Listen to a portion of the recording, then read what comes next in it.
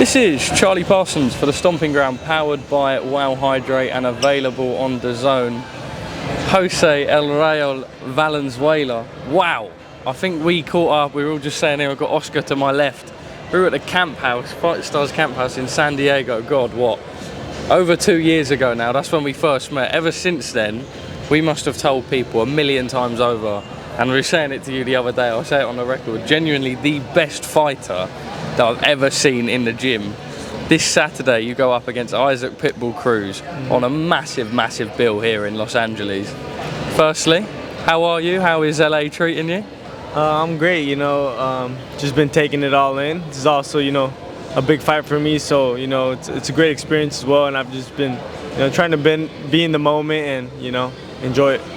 Let's talk about, I suppose, let's pick up on where this fight opportunity first came up. Yeah. We're seeing Riyadh season now is sort of the face of and the home of boxing, really. A lot of events have been over in the Middle East. This is the first time they've ventured outside of Saudi Arabia.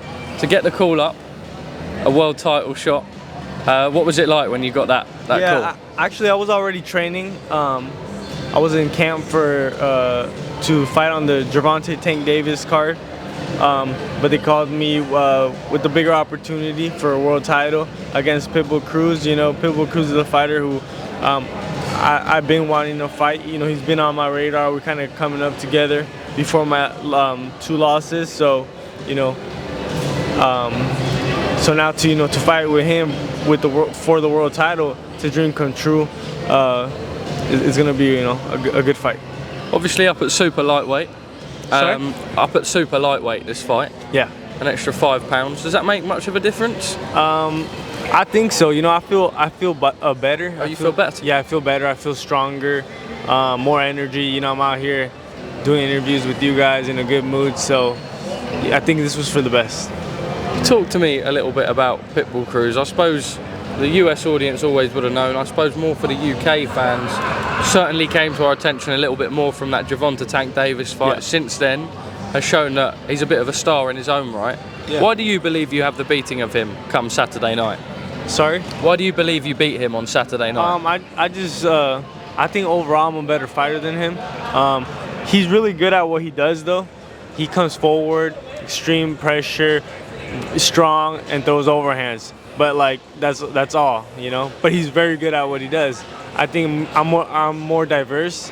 I got a little bit more in my arsenal. I also got power. I got speed. So it's gonna all come down to my game plan and being smart and using it correctly. How do you expect this fight to play out when the two of you face off in the ring? It's gonna be an explosive fight. Do you think both people marching forward? He comes hard in the first round, and I'm ready. I'm gonna be ready to respond, make him miss and make him pay. You believe you can take his power? Yeah. I mean, he fought Bandido Vargas, and he couldn't stop Bandido Vargas. I stopped him in the first round. He did knock out Eduardo Ramirez, but he was a 126 coming up to 135. Couldn't stop Tank, couldn't stop Cabrera. He knocked out Rolly, but Rolly's been touched a lot. I believe he's been knocked out in the past and also in past sparring sessions. So I believe Rolly was already kind of hurt. So what did he get to? The 8th round, the 9th round. So he fought his way through the fight. So yeah, I think I could take his power.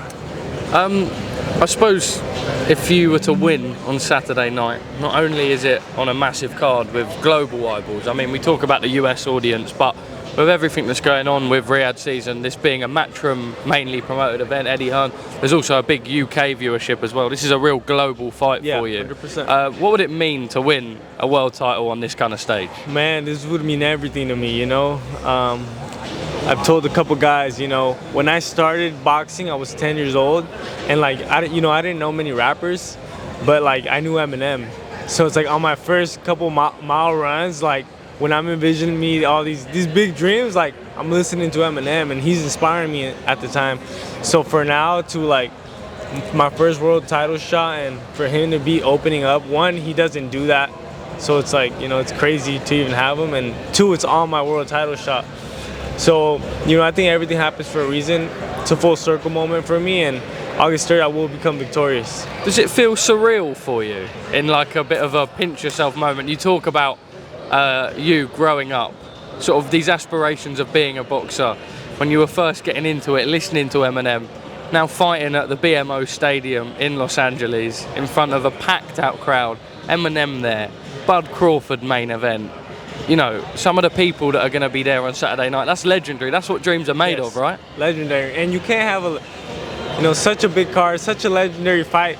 I mean, it needs a great upset. It needs to shock the world. Yeah. Like, that's what these kind of cards bring, and that's what I'm bringing. Do you think you're getting the credit you deserve as such? I mean, I've spoke to a few people and they're expecting you to put up a really, really tough fight, and a lot of people are picking you for the upset. Do you think you're getting the credit away from maybe the experts and the sort of pundits on the ground? Do you think you're getting the credit you deserve going into this fight? Yeah, I believe so. You know, Pitbull's he's a hell of a fighter, you know. Beating him, there's no excuses. You know, he's a dangerous, you know, hard-coming fighter, so I believe I'll get the credit. Boxing's a funny sport. I suppose not too long after we spent a bit of time with you, you faced a knockout loss, right? Yeah. And then you came back in a very controversial fight with Chris Colbert. I remember seeing a photo of yourself and Floyd. Then you had that rematch, and what a way to go about it. The last 2 years have been insane for you, right? I mean, it must have been a bit of a whirlwind for you mentally. It was, you know, but you know, it all happened after losing to Edwin de los Santos. I just realized, you know, the moment in my time in life, I was just kind of a mess. You know, I wasn't organized. I was everywhere. I wasn't focused. I felt like I wasn't getting the proper training I needed, and I was so distracted I didn't care to, you know. Really? Yeah. So it was a good awakening for me, and that woke me up. Came to the Chris Colbert fight, you know, continued to have some issues, not on my end though. So, you know, I made the adjustments I needed to make.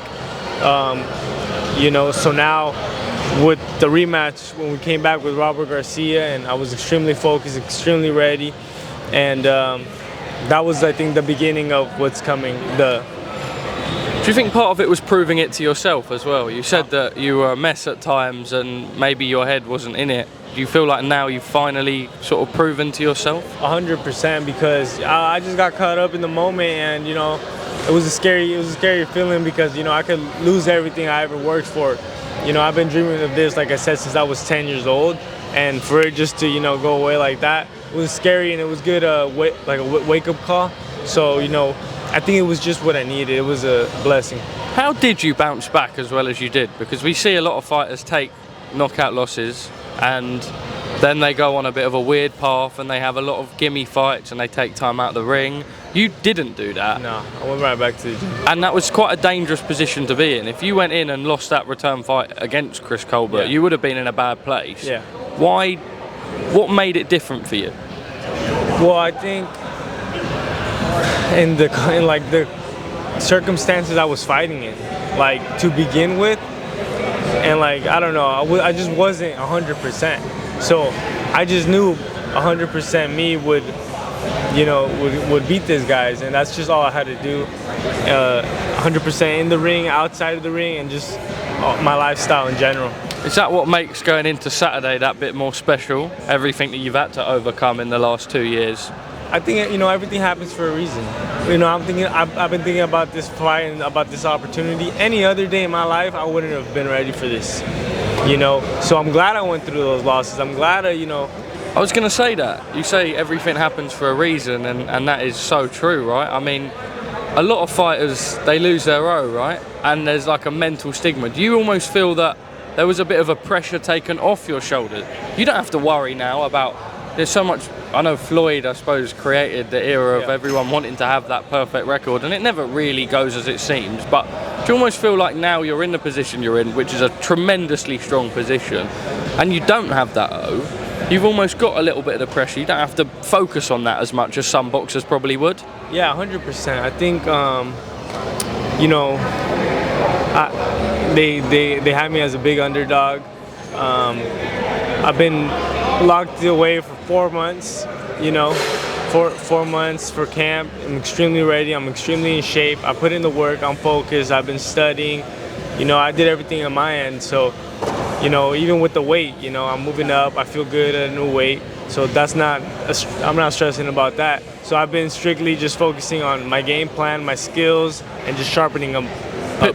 Pitbull Cruz obviously is a massive fight, and you will only be looking at him on Saturday night.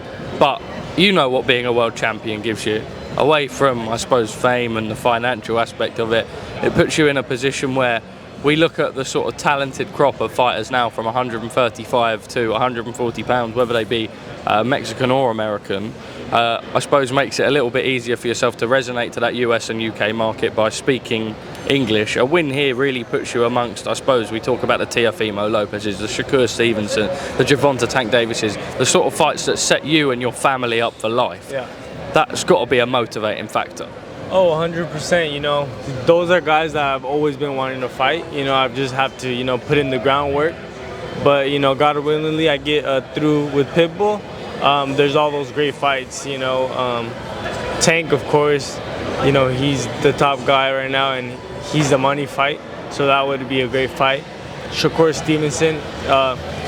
What do you think of him? There's a lot of negativity at the minute. You know what? Shakur Stevenson, I've been watching him since I was young. You know, he was always a top amateur. You know, my parents didn't have money at the time they didn't have the funds to take me to tournaments, so I couldn't compete with him or nothing. But, you know, I was always tuned in. You know, he was always the top guy, and even now he continues to be. So, you know, Shakur Stevenson is someone who's I've been wanting to fight. You know, I think it would be a great fight. I think our styles match up. He's getting a lot of negativity at the minute. Yeah. I know his deal with Top Rank's done, and there's maybe talks about him signing with Eddie Hearn. Why is it? I know his style at times, I mean, a great boxer, right? I suppose people always want to see a little bit more. They want to see them bite down on that gum shield, try and force the stoppages. What are your views on it all? Well, you know, he's technical. He's very technical, and he's just I think he's a great boxer. You know, he has true skill, good defense, and you know, if you're a real like boxer, real boxing fan, and you study the art, then you understand what Shakur is doing, because it's definitely art. You think some of the stick that he gets is unnecessary? I mean, it's just, you know, it's not friendly. It's just boxing, isn't it? Yeah. Yeah, so it's like people want to see excitement, they want to see knockouts, and you know, that's just what he is, and it might be something he's gonna have to be dealing with because he's not producing no knockouts. Talk me through training with Robert Garcia. Oh, it's been great. You know, him, Charles, my conditioning coach, they've been pushing me, you know, working hard day in, day out. I think he brings great experience to my camp that I need to be a guy like Pitbull. So it's been great working with him, and you know, I can't wait to see what the future holds. What do you feel when you learn and you're in a gym and an environment like that? What do you feel? Do you feel like you're learning every day? Oh, definitely. You know, taking everything they tell me, taking it all in. His dad, Big G, and you know, once you got an opponent like Pitbull, you're very motivated to sharpen up. So definitely. I suppose just moving forward, promoters are cooperating for the first time in, I suppose, ever really. I remember when Eddie Hearn came into the US market, he was quite vicious. They really didn't like him. Oh, yeah. We're sort of in a position now where everyone has to work together. Money talks, right? Yeah. His Excellency, the team at sort of Riyadh season, Saudi Arabia are putting the money up, and we are now seeing, I suppose it started in the UK with Eddie Hearn and Frank Warren. Now over here, obviously, we see His Excellency with Oscar De La Hoya. Yep. I've seen photos with the team at PBC. Frank Warren's here, Eddie Hearn's here. They've done a deal with Top Rank. That's what the sport needs, right? Yeah, 100%. That's kind of crazy. I never thought this day would come, to be honest. But you know, I think he's really saving boxing, bringing all the big fights. I heard he wants to do Canelo and Crawford. Like, what do you think of that? That's huge. I think, you know, I would love to see that. Is it? I suppose I look at when Kell Brook went up to fight Golovkin, right? and you never really see fight. I know it's a bit different. It's a bit different. I know. Crawford, he, you know. But can he do it? Because 147. Well, I suppose this fight's at 154, right? But he's not fought at 154 yet. That's 3 weight divisions up to 168. I think it's possible. You know, Canelo's not. He's 5'7", 5'6". Yeah, it's so, the rehydration though, right? The size that they're getting in when they're in the ring. Yeah, but I think with experience, Crawford is like, he has experience like Canelo, you know. So it's experience with experience, you know. And Crawford has a lot of skill. So I think it's, you know, it's not like impossible. So that's what makes this fight for me very interesting. Who would win? Oh man, I don't know. I'll say the fans. That's such a fighter answer. I absolutely love it. Look, Arreo, we wish you the absolute best come Saturday night. No bias. What is your channel called? The Stomping Ground. Stomping Ground. Yes. So yeah, you know, it's your boy Rayo. Want to give a big shout out to the Stomping Grounds. These guys have been supporting me since day one, since before my Intercontinental title. So hats off to you guys. Make sure you guys follow, subscribe, like. Real deal right here. Thank you. We didn't even have to brief him to do it. What a legend. Appreciate you, brother. Thank you ever so much. Thank you.